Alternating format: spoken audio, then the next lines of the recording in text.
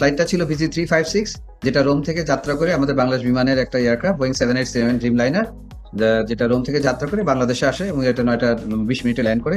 Total যাত্রী সংখ্যা ছিল আপনার 250 জন যাত্রী ছিল এয়ারক্রাফটে এবং 13 জন ক্রু ছিল, পাইলট এবং গ্রাউন্ড ক্রু, ফ্লাইট ক্রু মিলিয়ে 13 জন ক্রু ছিল।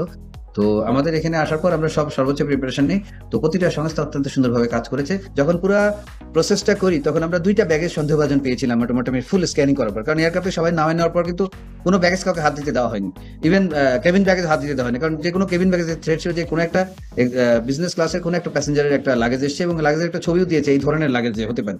আমরা প্রত্যেকটা কিন্তু স্ক্যানিং করে করে তারপরে কিন্তু লাগেজগুলো একটা একটা করে নামিয়েছি, নিচে আবার থরো স্ক্যানিং করেছি এবং অন্যান্য জিনিস করেছি। তো এই টোটাল জিনিসটা খুবই সুন্দর করে করা হয়েছে এবং সবাই যে সুস্থ আছে, ভালো আছে, সেটার জন্য আমরা সবার কাছে কৃতজ্ঞতা প্রকাশ করছি। যে মেসেজটা আমরা নাম্বার চেক করে দিচ্ছি, একটা পাকিস্তানি নাম্বার, হোয়াটসঅ্যাপ মেসেজ তো আপনি কোথায় এখানে বসে পাকিস্তানি নাম্বার হোয়াটসঅ্যাপ মেসেজ দিতে পারেন না, আপনি খালি আপনার হোয়াটসঅ্যাপ অ্যাকাউন্ট থাকলেই হবে। APBN এর কন্ট্রোল রুমে এসছে, যেটা এয়ারপোর্টে, সেই কন্ট্রোল রুম থেকে আমাদের জানানোর সঙ্গে সঙ্গে আমাদের প্রথমে নিয়ম অনুযায়ী জানানোর কথা ইডিকে জানানোর কথা পর সঙ্গে সঙ্গে যে ইওসি টিমকে অ্যালার্ট করা হয় এবং ইওসি টিম তখন থ্রেট অ্যানালাইসিস করে ডিসিশন নেয়। তো আমরা কুইক থ্রেট অ্যানালাইসিস ডিসিশন নিয়ে we wanted to go for action and we have gone for actions. কারণ আমরা যখন যাত্রীদের প্রাণ নিয়ে ডিল করি তখন আমরা কিন্তু থ্রেট, সেটা যেভাবে হোক, যদি ফেক থ্রেটও হয়, আমাদের কিন্তু 100% প্রিপারেশন নিয়ে সবকিছুই করতে হবে, বিকজ কোনটা রিয়েল কোনটা আনরিয়েল আমি তো জানি না। তো আমি ধরে নেবো সবকিছুই রিয়েল। ফার্দার চ্যাট করেছি অনেকগুলো করার পর যা হয়েছে যে কোন ব্যাগেজ আছে, উনি সাসপেক্ট হচ্ছে কোথাতে উঠছে, দুজনের কথা বলেছে হতে পারে বা এইটাই, এবং এই ধরনের লাগেজ হতে পারে, এই লাগেজের একটা ছবিও দিয়েছে এই ধরনের luggage.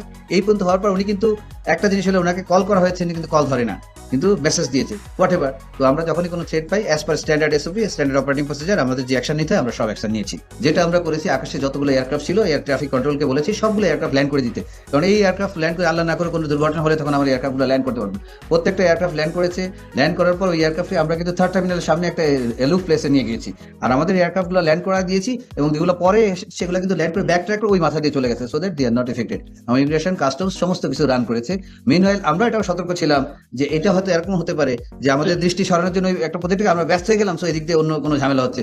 So we were even careful in the airport, alert জারি করেছিলাম যে প্রত্যেকটা লাগেজ, প্রত্যেকটা জিনিস কিন্তু এয়ারপোর্টে থরলি চেক করা হবে, কারণ this could B A diversion for maybe something else is happening. So we were that prepare. সন্দেহজনক 2টা ব্যাগ ছিল, 2টা ব্যাগ আমরা খুব সতর্কতার সাথে স্ক্রিনিং করেছি, আসলে তেমন কোনো কিছু পাওয়া যায়নি, বাট 2টা ব্যাগে আমরা সন্দেহ করেছিলাম, মানে ইনিশিয়াল স্ক্রিনিং এ একটু সন্দেহ আসছিল, তো আমরা চেক করেছি, আসলে তেমন কিছু পাওয়া যায়নি। উনি বলেছেন যে এই ধরনের টাইপের একটা ব্যাগ। তো আমরা এই ধরনের যত ব্যাগ, এই ধরনের না যত ব্যাগ আছে প্যালেটের ভিতরে যত আছে সব খুলে আমরা A to Z thoroughly check করে এক্সরে করে স্ক্যানিং করে দেখেছি। এর ভিতরে বললাম যে 2টাকে আমরা সন্দেহজনক পেয়েছিলাম স্ক্যানিং এ, ওটা আবার থরো চেক করে বের করে সবকিছু দেখা হয়েছে, ইট ইজ ওকে। এটাকে গুজব আমি বলবো না, গুজব হোক যেটা হোক, আমাদের কাছে যদি কোনো তথ্য থাকে সেই তথ্যের ভিত্তিতে আমাকে ব্যবস্থা নিতেই হবে, কারণ এখানে একটা যাত্রীর জীবন আমার কাছে ইম্পর্টেন্ট। ইভেন যদি প্লেনে একটা যাত্রী থাকতো, weed have taken the same action that we have taken. এরপরও যদি আসে একই অ্যাকশন তো আমাদের করতেই হবে, কারণ আমরা তো রিস্ক নিতে পারবো না, we are dealing with lives, সেটা মাথায় রাখতে হবে। যাত্রীদের কোনো প্যানিক বা কোনো কিছু হয় নাই, বিকজ আমরা ইনিশিয়ালি প্ল্যান করেছি যে সকালে ওই সময়টা আমাদের অনেক এয়ারক্রাফট আসে, একটার পর একটা এয়ারক্রাফট ল্যান্ড করে। তো আমাদের ওই সময় ভিজিবিলিটি মোটামুটি আপনার 600 মিটার, মানে ওইদিন লিমিটে ছিল। তো আমরা যেটা করেছি, কোনো প্যানিকই ক্রিয়েট না করে পুরো ইভেন্টটা থার্ড টার্মিনালের সামনে নিয়ে গেছি, দূরে নিয়ে গেছি, যাতে সাধারণ জেনারেল যাত্রী সাধারণের জন্য আসলে কোনো এফেক্ট করে নাই, বাট কোনো প্যানিকও হয় না।